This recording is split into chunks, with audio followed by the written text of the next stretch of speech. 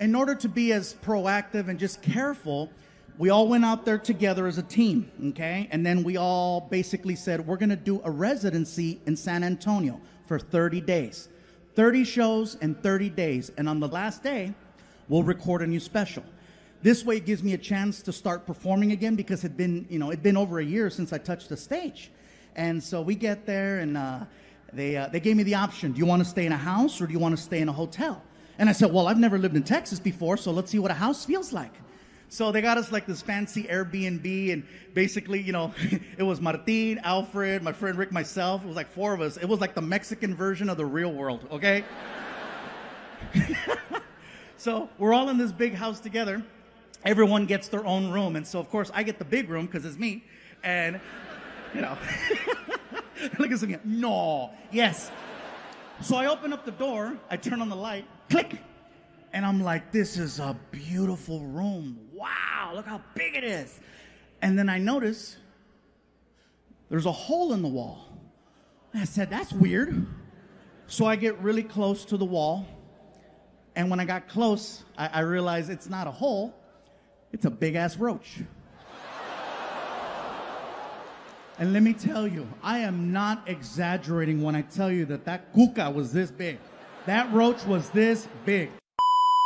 Once you get enough soap on your hands, now you gotta try to wash it off. But you can't wash it off then and there because the timer for the water has timed out. So now you have to back up, and now you have to put on a second performance.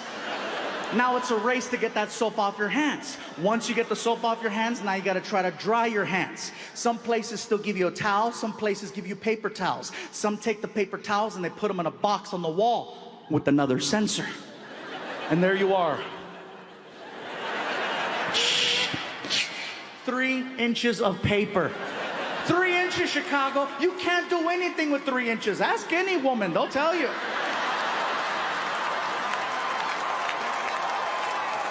Or a guy, I'm equal opportunity. I love this game, but they need to have something that's more fluffy friendly so that fluffy people and parents can hang and enjoy. We're watching this game for over an hour. I told Frankie, let's go play another game and then we'll come back where the line goes down. The line never goes down. Great. So I'm watching kid after kid after kid. And I'm like, serious? How much is it? It's $3 a dance. $3 a dance?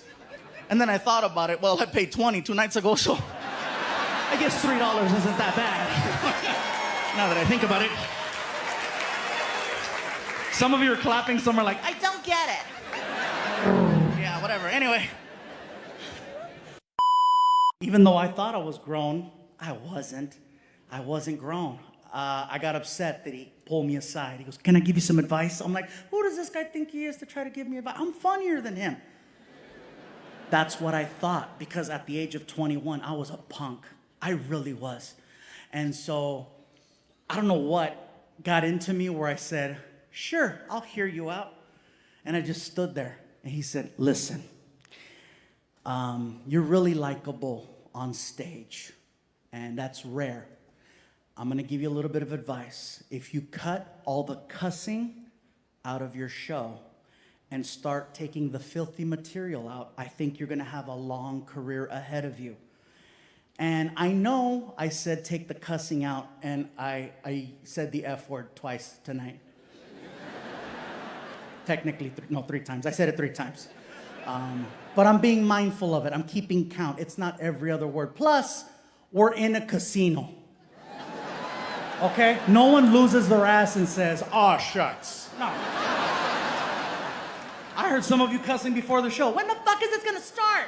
Yeah, I heard you. I heard you. Estoy gordo, no sordo. I heard you, goddammit. 30 million people read this article. No one thought to call me. Except Martin. That's right. Martin was the only one that called me. And I think that was just to verify that he still had employment. I got that phone call. Hello? Martin was like, hey, you dead? No, man, I'm good. I figured you would have texted me. And I would have, because that's the kind of friend I am, you know?